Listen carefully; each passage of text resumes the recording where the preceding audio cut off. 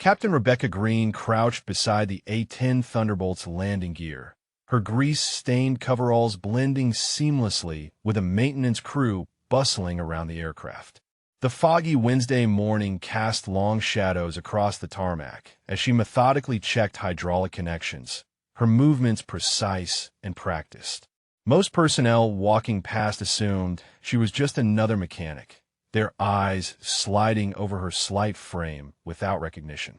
The radio chatter from a control tower crackled through nearby speakers, discussing weather conditions and flight schedules. Rebecca listened intently while appearing absorbed in her work, her trained ear catching nuances others missed. A group of F-15 pilots strutted past, their flight suits pristine and patches gleaming, discussing the day's combat air patrol with loud confidence. Lieutenant Thompson, the squadron's newest hotshot, paused near her position. "You still working on that old Thog?" he asked dismissively. "Thing belongs in a museum, not a combat zone." His companions chuckled, their laughter carrying across the flight line as they continued toward their sleek fighters. Rebecca said nothing, simply tightened another fitting with methodical precision. Her calloused hands moved with the kind of efficiency that came from thousands of hours of experience. Though none of the passing airmen bothered to notice, the A-10's massive Gu-8 cannon loomed above her. Its 7 barrels, a testament to devastating firepower that few truly understood. "Where in the world are you watching from?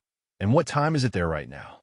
The briefing room buzzed with tension as Major Williams spread tactical maps across the table. Rebecca slipped in through the back door, notebook in hand, assuming her usual position along the wall with other support personnel. The overhead projector cast harsh shadows as the mission parameters took shape on the screen. Operation Nightfall required precision insertion of a 6-man SEAL team in a hostile territory, followed by extraction under fire. The target was a high-value intelligence asset trapped behind enemy lines surrounded by heavily fortified positions and anti-aircraft systems.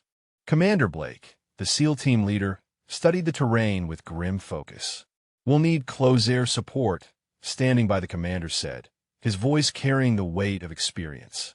"Those Rigio lines are crawling with RPGs and surface-warm missiles. The F-15S can provide cover, but they'll be operating at altitude to avoid the threat envelope."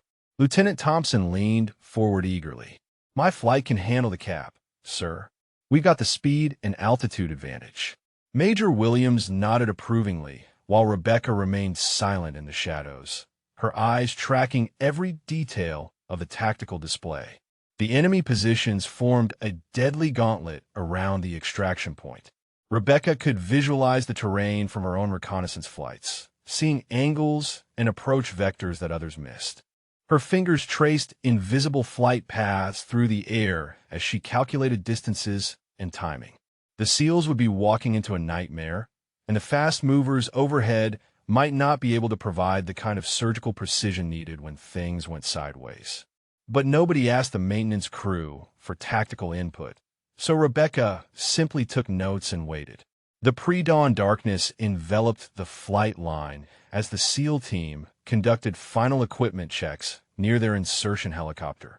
Rebecca watched from her position beside the A-10, ostensibly performing routine maintenance while the real mission preparations unfolded around her. The Blackhawk's rotors began their slow spin-up, creating a rhythmic thump that echoed across the base. Commander Blake approached Major Williams near the command vehicle, their voices low but urgent. "Sir, we're looking at a 12-hour window before enemy reinforcements arrive. If extraction goes wrong, we'll need immediate close-air support, not high-altitude coverage." The Major nodded grimly. "The F-15S will maintain orbit at 20,000 feet. They could provide suppressive fire if needed." Rebecca's grip tightened on her wrench as she listened. Knowing the limitations of high-speed aircraft in close support scenarios, Chief Petty Officer Martinez, the SEAL team's communications specialist, jawed past her position toward the helicopter. His equipment pack bristled with antennas and encrypted radios designed to maintain contact through the most challenging environments. The weight of their mission showed in every team member's focused preparation. Lieutenant Thompson emerged from the pilot briefing trailer, his flight suit adorned with confidence patches and kill markings. He glanced dismissively at Rebecca's coveralls before climbing into his F-15's cockpit. The fighter's engines whined to life, adding to the cacophony of departure preparations. As the Black Hawk lifted off into the darkness, Rebecca felt the familiar knot of concern building in her stomach. She had flown enough combat missions to recognize the signs of an operation balanced on a knife's edge, where split-second decisions would determine who came home alive.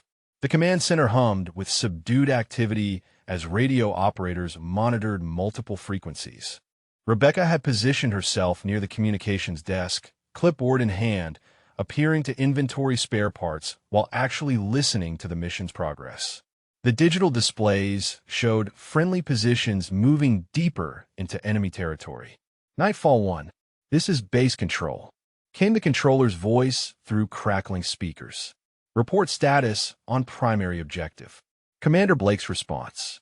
Carry the strain of movement under fire. Base control. Nightfall 1. We have visual on the package. Heavy resistance encountered.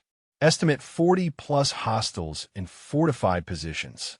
Rebecca's trained ear caught the tension beneath the professional calm she had been in similar situations, calling for close air support while pinned down by overwhelming enemy fire.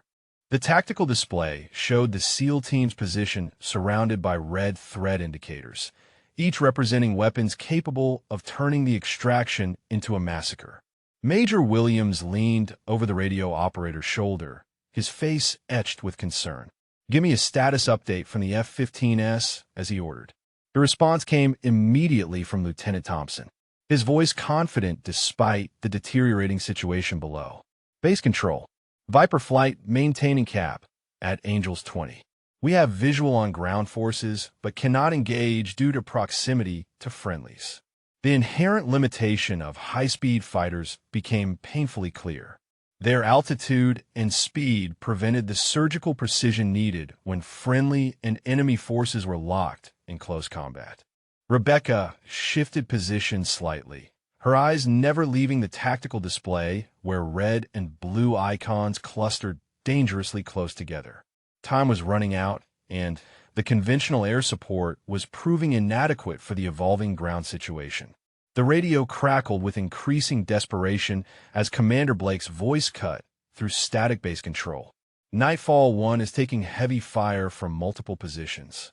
We need immediate close air support on these coordinates. The numbers he rattled off painted a picture of a team surrounded and running low on options. Rebecca watched the tactical display update in real time, showing the SEAL team's position compressed into an increasingly smaller defensive perimeter.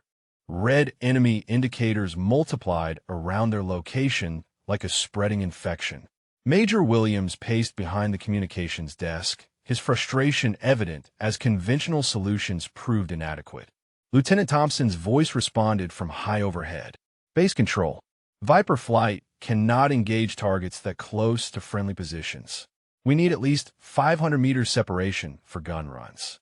The mathematical reality of fast mover limitations crashed against the tactical necessity below, creating an impossible equation.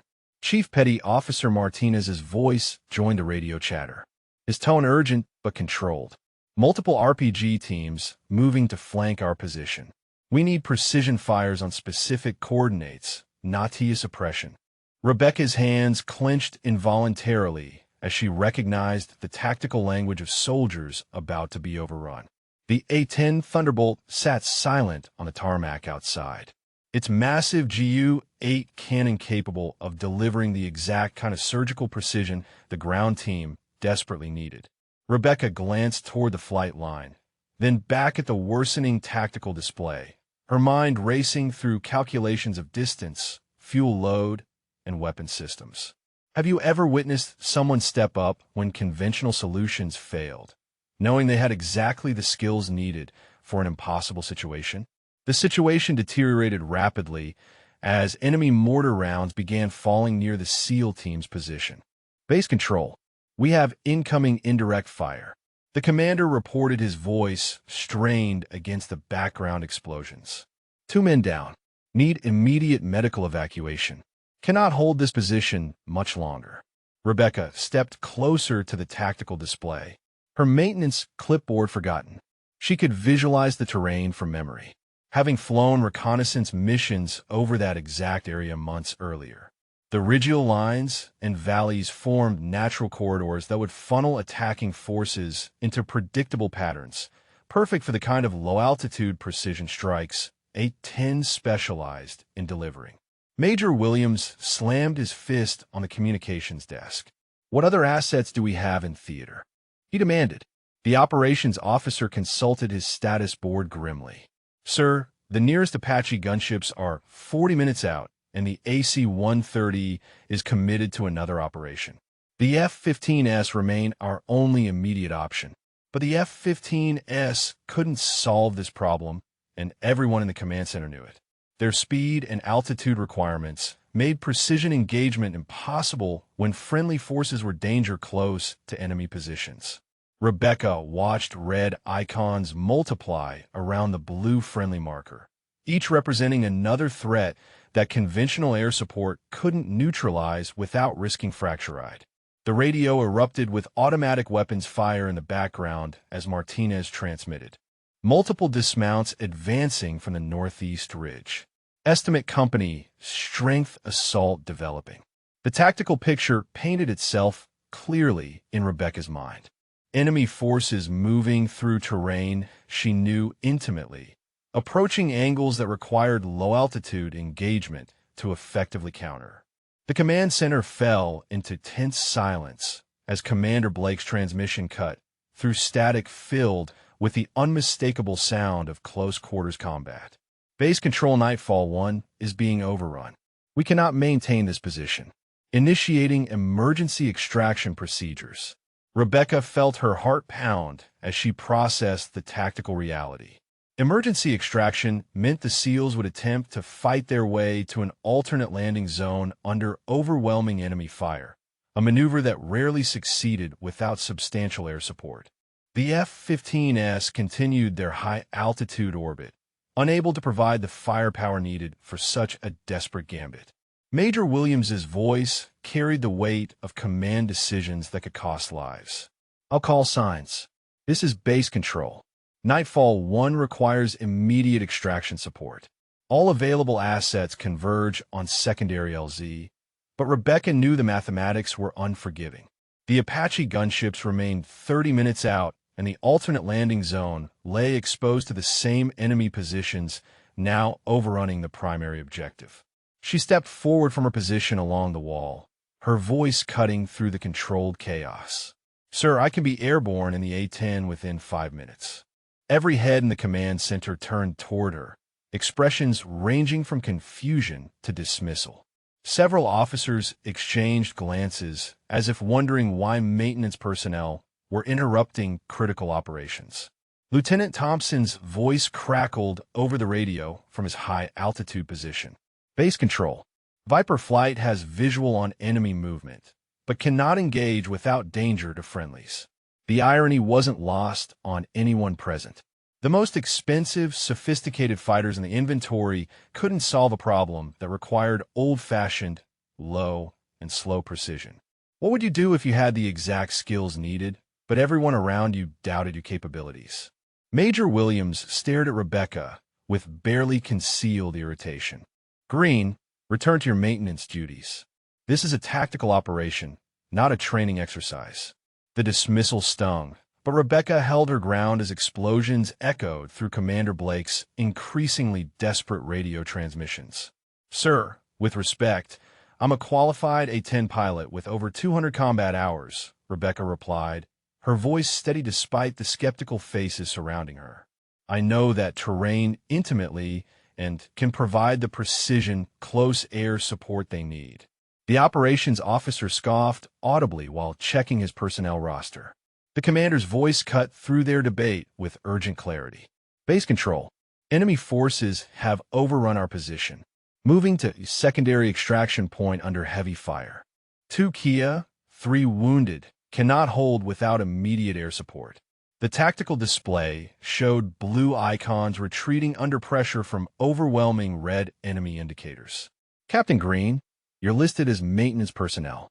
The operations officer stated flatly. There's no record of current flight status or combat certification. Rebecca's jaw tightened as bureaucratic obstacles threatened to prevent her from saving lives she knew she could save. The radio crackled again with automatic weapons fire as Martinez transmitted coordinates for emergency medical evacuation. We have critical casualties and are being pursued by superior numbers. Estimate 15 minutes before complete overrun. Major Williams looked between Rebecca and the deteriorating tactical situation, the weight of command decisions crushing down on him. Lieutenant Thompson reported from overhead, frustration evident in his voice. Still unable to engage due to proximity to friendlies. The enemy knows we can't shoot, and they're using our own people as shields. Time was running out, and conventional solutions had reached their limits. Commander Blake's voice carried the finality of a man facing overwhelming odds. Base control. Nightfall 1 is compromised. Enemy forces closing from 3 directions. We cannot reach secondary extraction point with current casualties. The tactical display painted a grim picture as red enemy icons converged on the retreating blue markers. Rebecca pulled her flight certification card from her coverall pocket, the plastic worn from years of missions. Sir, my credentials are current. I've flown close air support in Afghanistan, Iraq, and Syria. The A-10 is designed exactly for this scenario. Major Williams grabbed the card, his eyes scanning the details while radio chatter filled with the sounds of desperate combat. The operations officer leaned over to examine the certification, his expression shifting from dismissal to surprise. Sir, she's qualified on the A-10C with combat mission endorsements. Current medical and flight status confirmed. The bureaucratic wall began crumbling as documentation validated Rebecca's claims, but precious seconds continued ticking away. Martinez transmitted coordinates for their final defensive position, his voice professionally calm despite the chaos surrounding him. Base control. We are establishing final perimeter at grid reference 7 for Alpha. Cannot move wounded any further. Need immediate fire support or we will be overrun within 10 minutes. Major Williams looked directly at Rebecca, the weight of command crushing down on him. Green, if you're wrong about this, those men die. If you're right, and I don't let you try, they die anyway. The mathematics of leadership reduced to stark clarity as enemy forces closed the final distance. Rebecca met his gaze without flinching. Sir, I can save them. Just give me the authorization and clear me for immediate takeoff. The A-10 sat ready on the tarmac, fueled and armed, waiting for someone who understood its lethal capabilities. Major Williams's voice cut through the command center tension with decisive authority. Green, you're cleared for immediate takeoff. Call sign Warthog 1. Save our people. Rebecca sprinted toward the flight line, her coveralls flying behind her as she covered the distance to her waiting A-10 in record time. The Thunderbolt's engines spun up with their distinctive whine as Rebecca completed the fastest pre-flight check of her career. Every system showed green as she taxied toward the runway. Radio chatter filling her headset with updates from the deteriorating ground situation. Tower Warthog 1 ready for immediate departure. Cleared for takeoff. Warthog 1. Good hunting came the controller's response as Rebecca pushed the throttles forward. The A-10 accelerated down the runway, its twin engines pulling the heavily armored aircraft into the night sky. Behind her, she could feel the skeptical eyes of those who had dismissed her capabilities just minutes earlier. The tactical frequency crackled with Commander Blake's increasingly desperate transmissions. All stations, Nightfall 1 is down to final ammunition. Enemy assault imminent from multiple directions. Rebecca banked hard toward the coordinates, her hands working controls with the precision of hundreds of combat hours. Lieutenant Thompson's voice cut through the radio chatter from his high-altitude position. Base control, I have visual on Warthog 1 departing. What is maintenance personnel doing in a combat aircraft? The irony wasn't lost on Rebecca as she pushed her aircraft toward its operational ceiling, preparing to demonstrate exactly why the A-10 earned its fearsome reputation. The enemy had no idea what was coming for them, but they were about to learn why close-air support pilots call the A-10 the most beautiful sound in the world. Rebecca's targeting systems came online as the battlefield coordinates appeared on her display. One incredible moment when someone finally gets the chance to show their true capabilities. Rebecca's A-10 roared over the ridge line at 300 feet, her targeting pod-painting laser designators on enemy positions with surgical precision. The distinctive sound of twin turbofans announced her arrival as she rolled in her first gun run. The massive Gu-8 cannons spinning up to deliver devastating firepower. Nightfall 1. This is Warthog 1 on station. I have visual on your position and multiple enemy targets. Authenticate with your current grid reference. Commander Blake's voice carried desperate relief as he transmitted coordinates while automatic weapons fire echoed in the background. Rebecca's first burst from the 30mm cannon shredded an enemy machine gun position that had been pinning down the SEALs for hours.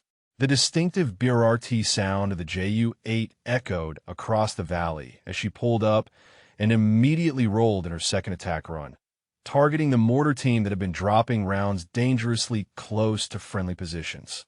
In the command center, Major Williams and his staff watched the tactical display transform as red enemy indicators began disappearing with clockwork precision. Lieutenant Thompson transmitted from his high-altitude position, his voice filled with amazement. Base control, Warthog 1 is engaging targets within 50 m of friendlies. That's impossible accuracy for close air support, but Rebecca made it look routine as she continued her devastating attacks. Each gun run, eliminating specific threats while avoiding any danger to the pinned-down SEAL team. Her years of experience in close air support missions showed in every perfectly calculated angle of attack, every precisely timed burst from her cannon. Commander Blake's voice carried newfound hope as enemy fire slackened around his position. Warthog 1, you're cleared hot on the northern ridge. Outstanding accuracy. You're saving our lives down here. Rebecca smiled grimly as she lined up her next target, knowing this was exactly what her A-10 was designed to accomplish. Rebecca's final gun run silenced the last enemy position as the rescue helicopter touched down in the now secure landing zone. Commander Blake's voice carried exhausted gratitude through the radio. Warthog 1, Nightfall 1 is secure. All casualties loaded and departing. You saved our mission and our lives. The A-10 climbed away from the battlefield, its mission complete and every SEAL team member safely extracted. Rebecca keyed to radio with quiet satisfaction. Nightfall 1. It was an honor to provide support. Glad to bring everyone home. The tactical display in the command center showed nothing but blue friendly icons departing the area. When Rebecca's aircraft touched down on the home runway, a crowd had gathered on the flight line. Major Williams stood waiting as she shut down engines and climbed from the cockpit, her coveralls still stained with grease from her morning maintenance duties. The contrast between her humble appearance and her devastating combat performance was not lost on anyone present. Lieutenant Thompson approached with genuine respect, his earlier arrogance replaced by professional admiration. Captain Green, that was the most precise close-air support I've ever witnessed. I apologize for my earlier comments. Rebecca nodded graciously, understanding that respect in military aviation was earned through demonstrated competence under pressure. Major Williams stepped forward, his voice carrying the weight of command recognition. Green, that was exceptional airmanship. I'm recommending you for immediate reassignment to our close air support squadron. We need pilots who can deliver that level of precision when lives are on the line. As the crowd dispersed, Rebecca looked back at her A-10 Thunderbolt, its battle-card exterior hiding the sophisticated systems and deadly accuracy that made it the premier close-air support aircraft in the world. Sometimes the most unassuming people possess exactly the skills needed when conventional solutions fail. Share this story with someone who needs to remember that that heroes come in all forms and true capability isn't always visible on the surface.